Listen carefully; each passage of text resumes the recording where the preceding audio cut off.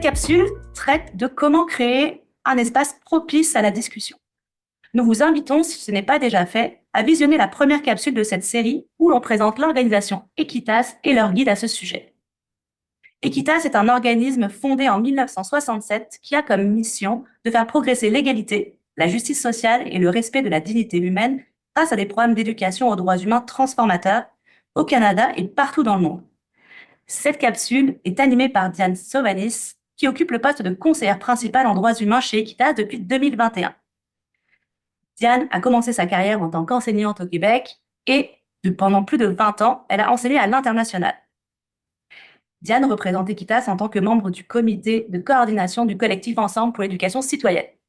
Dans cette section, nous allons souligner l'importance de créer ces espaces sûrs et de confiance avant d'entamer des discussions sensibles et nous allons vous proposer des activités permettant de créer de tels espaces. Nous vous proposons de travailler à créer des espaces de responsabilité ou des espaces responsables et de confiance. C'est ce que nous proposons parce que nous croyons qu'il s'agit là d'un objectif plus réaliste, si on veut. Bien que nous souhaitions idéalement offrir aux jeunes un espace sûr et sécuritaire, à mon avis, en tout cas, la véritable sécurité n'est pas quelque chose que nous pouvons facilement ou toujours garantir.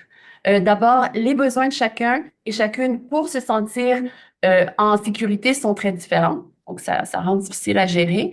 Et puis, en outre, nous ne pouvons pas prédire, vous allez être d'accord peut-être avec moi, nous ne pouvons pas prédire les comportements et les interventions des élèves pendant une discussion.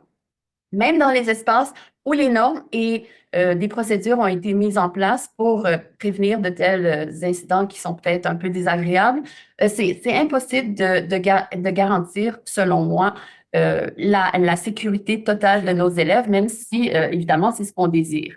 Et donc, pour vous enlever un peu de stress, nous vous proposons plutôt d'essayer de créer un espace qui soit le plus sécuritaire possible. Et nous vous invitons plutôt à responsabiliser les jeunes en les aidant à bâtir une confiance et une cohésion de groupe qui sont nécessaires à une discussion respectueuse.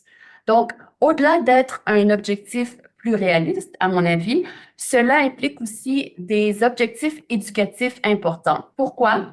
Parce que en faisant ça, on invite chaque jeune à s'engager, à être responsable de soi-même, de ses intentions, de ses paroles et de ses actions. On invite donc chaque jeune à entrer dans un espace de discussion avec de bonnes intentions, en l'avertissant que le véritable test de son engagement, c'est de faire correspondre ses intentions à ses actions. Qu'est-ce que donc cet espace de responsabilité qu'on propose? En fait, un espace de responsabilité et de confiance, c'est un espace d'engagement mutuel. Il s'agit d'un espace où chaque personne participante est consciente de sa responsabilité envers les autres. Être redevable les uns envers les autres, les unes envers les autres, ça veut dire que durant la discussion, tous les membres du groupe sont respectés, sont écoutés et que même en cas de désaccord, il existe un engagement commun qui porte les gens à rester ouverts, à s'écouter les uns les autres, à apprendre des idées des autres et à se respecter. Comment donc favoriser un tel espace? Eh bien, c'est, selon nous, la clé, c'est de s'accorder sur des normes de groupe, soit en proposant des normes pour nos élèves qui peuvent valider ou modifier, ou en supportant nos élèves pour que ce soit les élèves, finalement, qui élaborent ce type de normes collectives. Et évidemment, ensuite, après avoir établi ces normes, on utilise les normes et on s'y réfère pour inciter les élèves à réfléchir, à auto-réfléchir finalement, sur leurs interactions et sur l'impact de leurs interventions durant la discussion.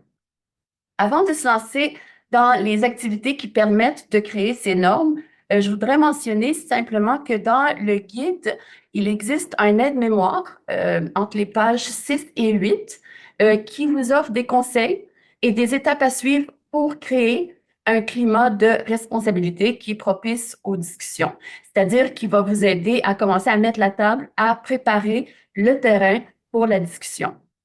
Quelques conseils clés qui sont inclus dans cette aide-mémoire, je les énumère pas tous, mais premier conseil, c'est de valider les préoccupations des jeunes. Donc, lorsque vous ouvrez un espace de discussion, on recommande de commencer par reconnaître que le sujet est complexe, ce sujet est délicat, ce sujet est difficile. Certains pourraient effectivement sentir un malaise quant au sujet et rassurer les élèves donc que ces sentiments qu'ils ressentent, une appréhension, un malaise, etc., ce sont des sentiments qui sont tout à fait légitimes.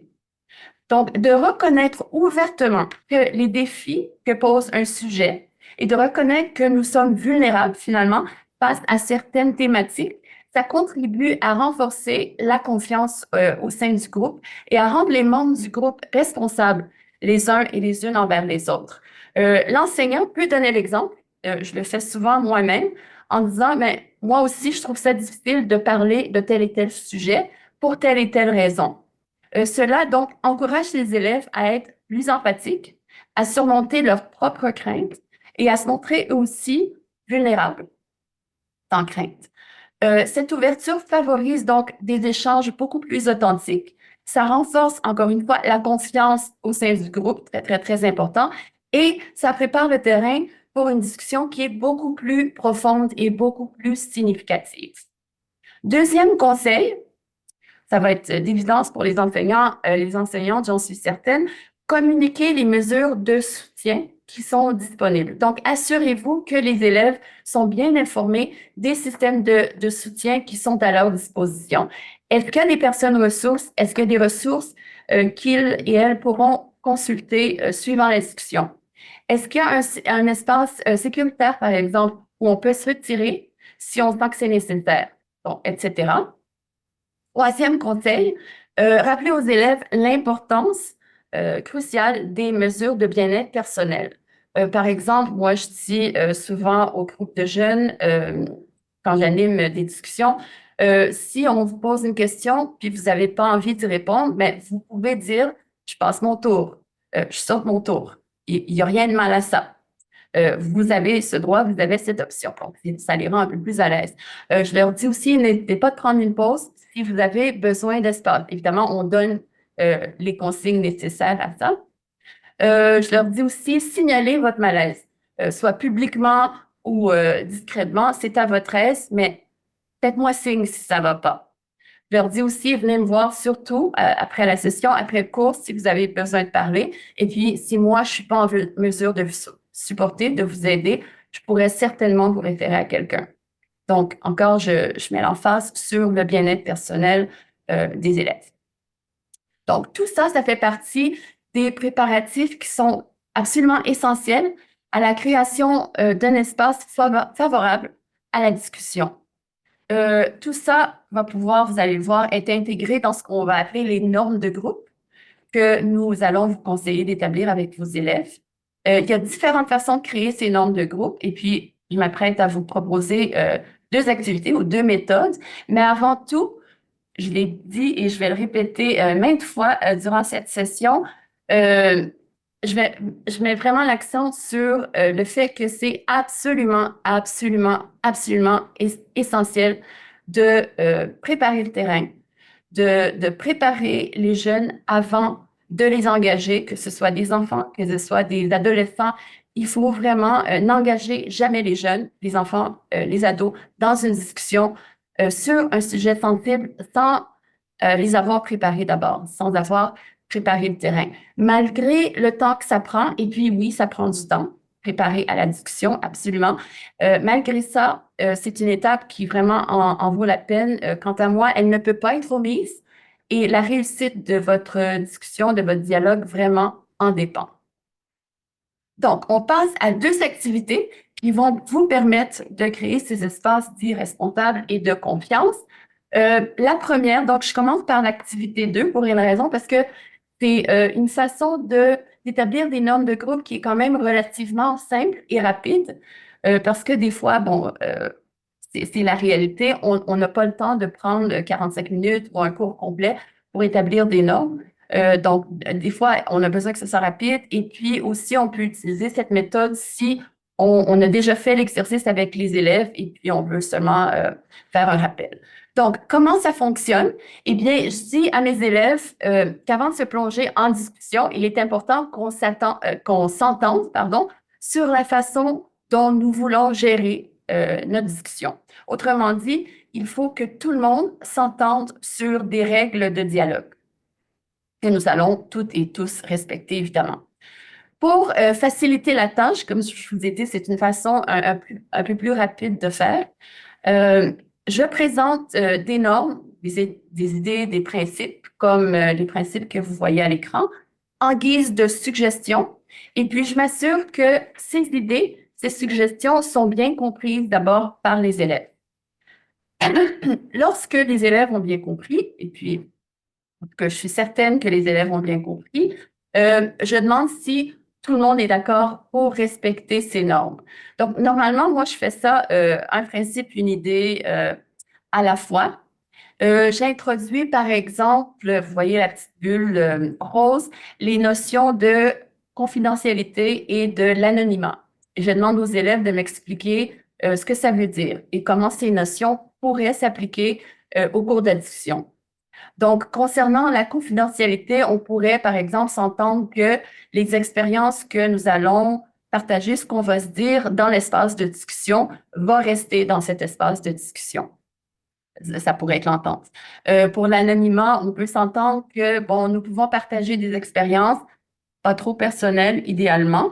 Je vais en parler tout à l'heure. Mais si on partage des expériences, c'est pour en tirer des leçons et non pas pour identifier les personnes ou les lieux qui sont impliqués. Donc, ce sont des principes sur lesquels on s'entend. Et donc, on passe par tous les principes comme ça. Encore une fois, on s'assure que, bon, ce soit les élèves qui les expliquent, qu'on est tout le monde sur la même page. Et puis, je demande à chaque fois qu'on s'est entendu sur la définition d'une idée ou d'un principe, je demande aux élèves, est-ce que nous sommes toutes et tous d'accord pour respecter la confidentialité et l'anonymat, par exemple, lors de notre discussion avec nos pairs? Et je demande, est-ce qu'il y a des opposants? Si oui, on en discute et on essaie de trouver un compromis, évidemment. S'il n'y a pas d'opposition, ben, on adopte la norme et puis on passe à l'idée suivante. Et puis, on fait pareil, finalement, pour toutes les autres idées, lignes directrices, principes que moi, j'ai suggérés. Évidemment, vous pouvez utiliser les principes que vous voyez. Et ensuite, quand on a fait le tour des normes, moi, j'invite toujours les élèves à proposer les leurs. Donc, je leur demande, est-ce que vous voulez contribuer? Est-ce qu'il y a des normes que vous voulez voir ajoutées à la liste? Finalement, on les ajoute et puis on s'entend sur ce qui va devenir finalement comme un accord collectif ou une charte collective de discussion. On affiche enfin les normes sur lesquelles nous sommes entendus et puis là, en tant qu'animatrice de la discussion, moi, je peux m'y référer et je m'y réfère souvent durant la discussion, surtout si on commence à dérailler un peu. Donc, je pourrais interrompre un peu la discussion puis dire aux élèves, aux jeunes, on ne s'est pas entendu qu'on allait respecter l'anonymat. Qu'est-ce qui se passe là? On en discute un peu. Puis on essaie de régler le problème et on passe à autre chose. Mais c'est Attaque Terre, finalement, était vraiment un outil absolument magnifique qui sert à réfléchir donc les jeunes sur leurs interventions, sur leurs interactions et qui sert surtout à les responsabiliser par rapport à leurs engagements. Donc, encore là, ça met moins de pression sur nous pour créer, garantir cet espace sécuritaire que, bon, évidemment, on veut garantir, mais c'est une tâche assez difficile à faire. Je passe maintenant à la deuxième activité que je voulais proposer dans cette section. Donc, l'activité 1, cette fois-ci, qui s'intitule « Créer des normes de groupe ». Donc, idéalement, cette activité, l'activité 1, c'est celle que vous prenez le temps de faire avec vos élèves. C'est celle que je propose en tout cas. Telle que je viens de vous présenter, je l'ai dit tout à l'heure, Moi, je la fais quand je manque de temps. Souvent, moi, je me retrouve avec les groupes de jeunes que je vois une fois, je les vois jamais. On me donne 2 heures pour animer une conversation lourde et sensible. Donc, je vais prendre un 20 minutes pour établir des normes, mais on n'a pas le temps de faire élaborer les normes par les jeunes. Les enseignants, les enseignantes, vous avez l'avantage de voir vos élèves à l'année longue. Donc, cette activité-là, je vous la recommande vraiment parce que vous avez la possibilité de prendre un cours entier, s'il faut, même 2 cours, pour la faire comme il faut au début de l'année et vous créez des normes qui ensuite vous servent durant toute l'année, que ce soit pour des discussions difficiles ou pour gérer d'autres activités que vous faites en classe. Vous allez voir comment. Donc, ici, on recherche le même résultat, c'est-à-dire qu'on cherche à créer un accord collectif ou une charte collective de discussion, mettons. Mais au lieu de proposer des lignes directrices ou des principes sur lesquels les élèves vont voter, on demande aux élèves d'établir donc eux-mêmes ou elles-mêmes les normes de groupe. Le déroulement, le voilà. Donc, comment on fait ça? Il y a différentes façons de faire. J'en propose une, mais évidemment, vous pouvez l'adapter. Donc, moi, je distribue 1 ou 2 notes autocollantes, pardon, à chaque élève et je leur demande de répondre à la question suivante. Donc, de quoi as-tu besoin de la part du groupe pour participer à la discussion d'aujourd'hui? Donc, comme j'ai dit tout à l'heure, vous pouvez formuler la question autrement. Surtout si vous travaillez avec des enfants plus jeunes, bon, il faut reformuler un peu la question. On peut leur poser la question, quelles sont les attitudes, les comportements qui sont désirables en espace de discussion, quelles sont les attitudes, les comportements qui sont indésirables. On peut y aller comme ça. Mais finalement, on veut que les élèves expriment les besoins physiques, les besoins émotionnels et finalement tous les besoins qu'ils ont lors de moments de discussion. Et je donne, quand je présente l'exercice, quand je pose la question, je donne toujours des exemples aux élèves. Par exemple, je peux leur dire, moi, j'ai besoin de savoir qu'on ne va pas rire de moi. Donc, c'est le besoin que j'ai et que je propose sur ma note autocollante. C'est anonyme. Donc, la note autocollante va se retrouver soit sur une feuille de papier, soit sur un tableau, peu importe. Et ensuite, l'enseignante va lire les réponses et va les regrouper. Donc, va regrouper les idées communes. Cela peut se faire à l'aide des élèves, évidemment, aussi. Et quand on aura regroupé ces idées communes, bien là, on va utiliser ces idées, ces besoins pour formuler ensemble des normes que nous allons utiliser durant la discussion et puis, idéalement, aussi durant des discussions futures qui vont avoir lieu avec le même groupe. Donc, évidemment, lorsqu'on formule des normes, je l'ai dit tout à l'heure, je le répète, il faut un consensus complet. Donc, on demande aux élèves leur accord. Et puis, parce qu'on insiste que, bon, si on s'entend sur cette norme, tout le monde doit la respecter, tout le monde doit essayer le plus possible d'y adhérer. Donc, c'est ça. Je demande, comme j'ai dit tout à l'heure, s'il y a des élèves qui objectent, s'il y a des objections, il faudra en discuter. S'il y a des objections vraiment importantes, si on voit, par exemple, et puis ça pourrait arriver, que le groupe n'arrive pas à s'entendre sur quelques normes de base, on ne s'entend pas. Pour moi, c'est mon opinion, c'est sûr, c'est un signe que le groupe n'est peut-être pas prêt à entamer une conversation hyper sensible, hyper délicate. Quant à moi, je dirais que mieux vaut peut-être faire des activités qui vont permettre aux jeunes de s'approcher, mieux se connaître, d'améliorer un peu la dynamique de groupe avant de se plonger dans une conversation délicate. Donc, je ne dis pas de ne pas entamer ces conversations délicates, mais il y aurait peut-être un processus à faire avant de se lancer. Ça pourrait être un signe de ce côté-là. Donc, je suis toujours dans mon processus. Qu'est-ce qu'on fait? Donc, on s'est entendu sur des normes de groupe. On a voté. Tout le monde a promis de les respecter, si on veut. Et donc, ensuite, il faut les mettre à l'écrit sur une feuille, sur un carton, peu importe. Et puis, idéalement, on les affiche.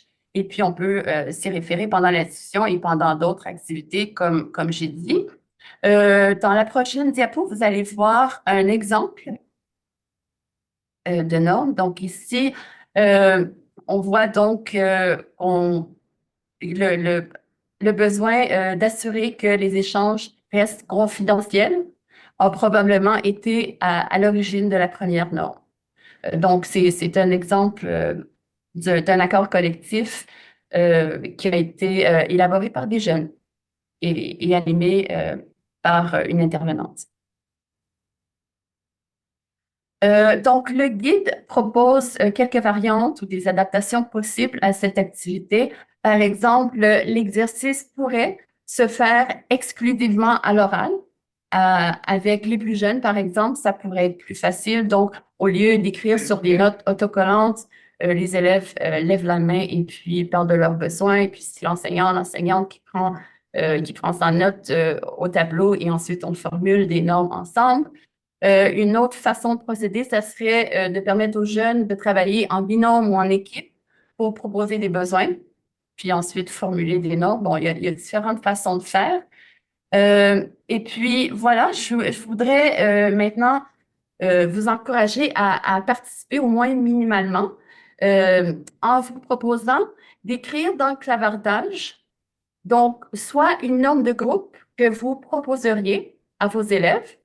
Il y a peut-être des normes qui n'ont pas été mentionnées, que j'ai pas mentionnées et qui seraient importantes pour vous. Donc, je vous encourage vraiment à la partager dans le clavardage si c'est le cas. Sinon, vous pouvez aussi répondre à la question, est-ce qu'il y a moyen d'adapter, cette activité ou la précédente pour mieux répondre aux besoins de vos élèves en particulier, vos élèves que vous connaissez, votre contexte peut-être. Donc, je vous laisse réfléchir là-dessus. Et puis, si vous avez des idées à partager, soit dans le clavardage ou encore une fois en levant la main, en prenant le micro, ça va me faire plaisir de vous entendre.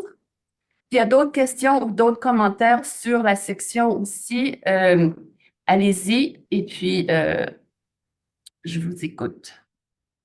Donc, on dit, on propose la norme être à l'écoute. Merci. Excellent. Faire preuve d'empathie. J'aime bien cette norme-là. Attendre et s'assurer que la personne ait terminé son tour de parole avant de parler, avant de partager à son tour.